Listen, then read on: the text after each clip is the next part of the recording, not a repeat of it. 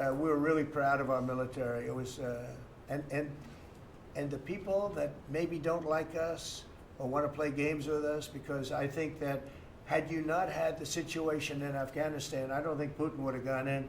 I think when Putin looked at how stupid and incompetent that operation was, he said, wow, this might be a chance. And we're dealing with him now too. We're not happy with Putin. I'm not happy with Putin. I can tell you that much right now, because he's killing a lot of people. And a lot of them are his soldiers and their soldiers, mostly. And it's now up to 7,000 a week. And I'm not happy with Putin. Okay, any questions? Yes. Yes, sir. You just said that you're not happy with Vladimir Putin. Is there anything that you plan to do to act on that feeling of unhappiness? Well, I wouldn't be telling you.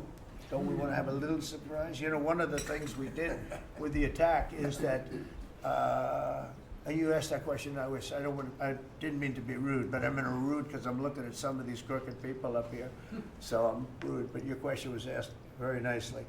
But one of the things we did is we went over every fact. We wanted to get every fact straight. We wanted to have the distance straight, the number of pilots straight. Everything had to be correct, because we want to be, this was a very important mission. If we failed on this mission, it was beyond the war that, you know, obviously we had with Iran and Israel, a lot of hatred, a lot of years and years of hatred, centuries of hatred. People have never seen anything like it. So we wanted to be correct with all our facts. So, you know, what I was doing is just asking, it would be great if the media would be correct with their facts. That's all we ask for. So, go ahead. So finish it up. Oh, yes.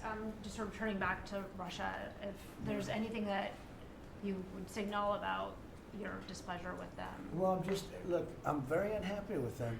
There's no reason for this. It's turned out to be tougher, but it's only tougher. And I will say the Ukrainians were brave, but we gave them the best equipment ever made. We gave them the anti-tank busters that knocked out tanks. I mean, you just aim them in the direction of the tank and the tank is gone. We gave them missiles, the latest and the greatest. They were able to shoot down a lot of things that would have normally wiped out. You know, probably would have been a very quick war. It would have been a war that lasted 3-4 days, but they had the benefit of unbelievable equipment. And Europe gave them to. We gave them far more, because Biden shouldn't have done that. He should have equalized. We should have given them the same, or we should have given actually less than Europe. It affects Europe much more than us, but we're in there for over $300 billion.